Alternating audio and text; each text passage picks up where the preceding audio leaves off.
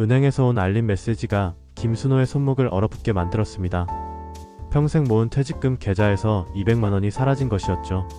70년을 살아오며 한 번도 경험해보지 못한 충격이 그의 온몸을 휩쓸었고, 이제 그는 자신도 모르게 사기범들의 정교한 함정에 발을 들여놓았다는 사실을 깨달아야 했습니다. 지금 이 순간이 궁금하시다면 구독과 좋아요 부탁드립니다. 서울 강동구의 작은 아파트에서 김순호는 창밖을 멍하니 바라보고 있었습니다. 대학에서 30년간 학생들을 가르치며 모은 소중한 퇴직금, 그리고 평생 한 푼 두 푼 모아온 저축으로 조용하고 평화로운 노후를 준비하고 있던 그였습니다. 책을 읽고 손자와 시간을 보내며 여생을 보내려던 계획이 하루아침에 흔들리기 시작한 것입니다. 설마 나에게 이런 일이 일어날 줄이야.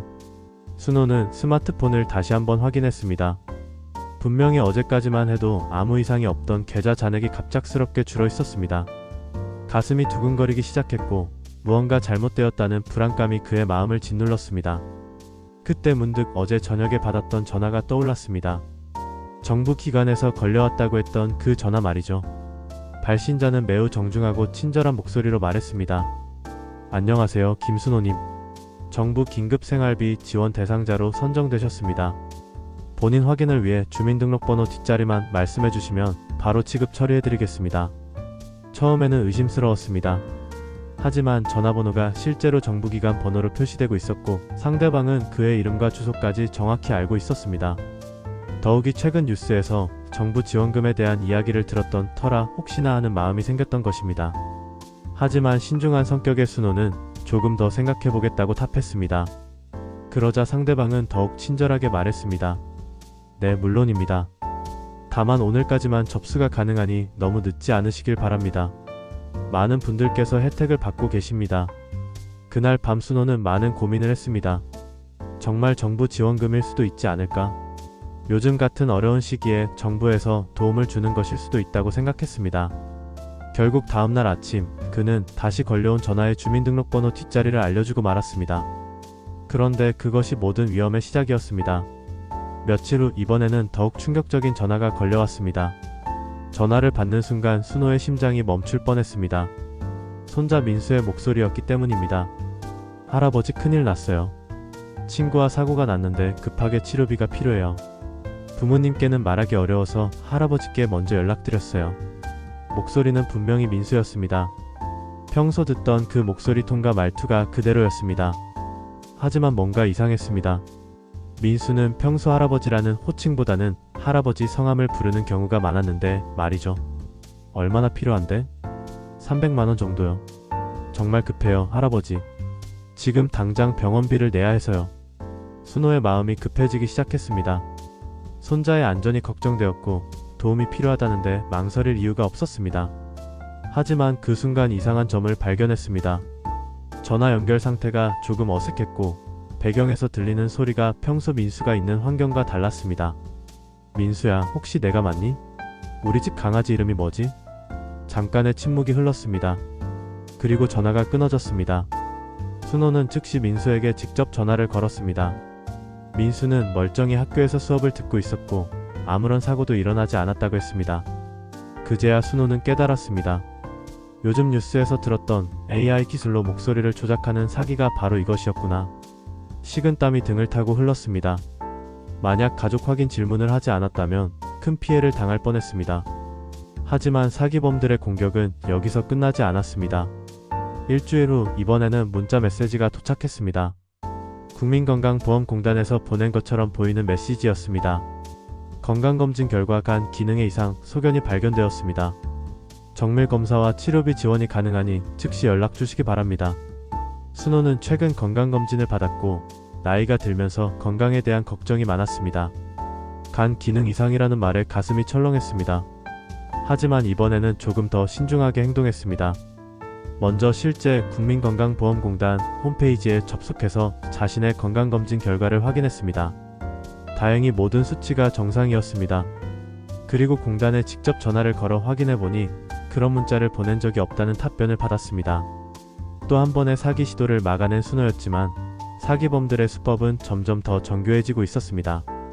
며칠 후 이번에는 은행에서 전화가 걸려왔습니다. 평소 이용하던 은행의 번호로 표시되었고 상대방은 매우 전문적인 말투로 이야기했습니다. 고객님, 최근 보안 업데이트로 인해 계좌 보안 설정을 새로 해야 합니다.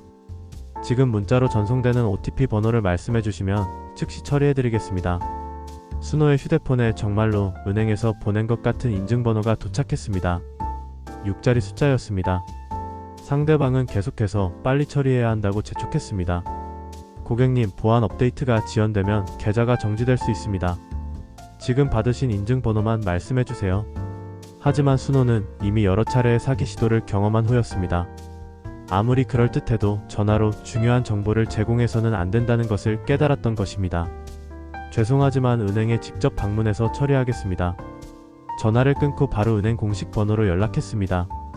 은행 직원은 그런 전화를 한 적이 없으며 절대로 전화로 OTP나 인증번호를 요구하지 않는다고 명확히 말해 주었습니다. 만약 그 인증번호를 알려줬다면 계좌의 모든 돈이 순식간에 사라졌을 것입니다. 뉴스에서 본 피해자들처럼 수억 원이 한순간에 증발할 뻔한 위험한 순간이었습니다. 그런데 사기범들의 마지막 시도는 더욱 충격적이었습니다. 한 달 후 통신사에서 전화가 걸려왔습니다. 이번에는 특별한 혜택을 제공한다는 내용이었습니다.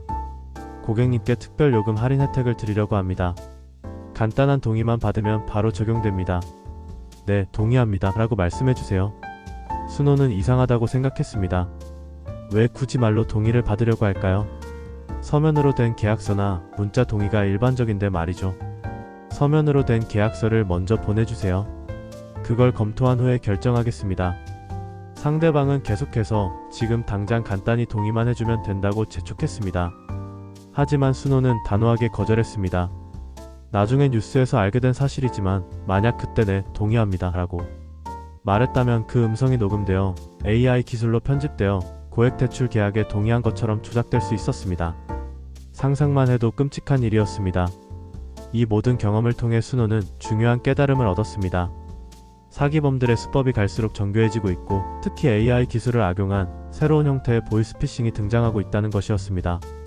하지만 아무리 기술이 발달해도 기본적인 예방 원칙만 지키면 충분히 막을 수 있다는 것도 알게 되었습니다.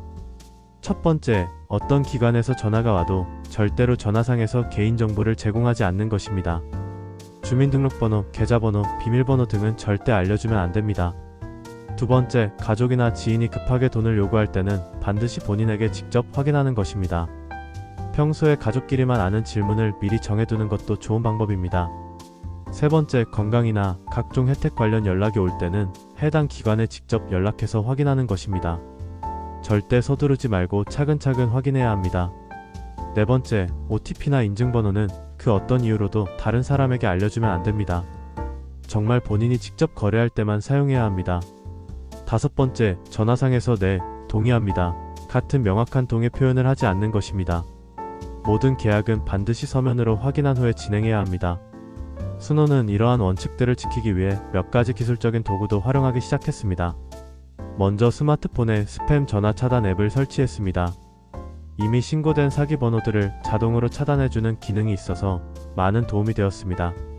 또한 통신사에서 제공하는 보이스피싱 차단 서비스도 신청했습니다.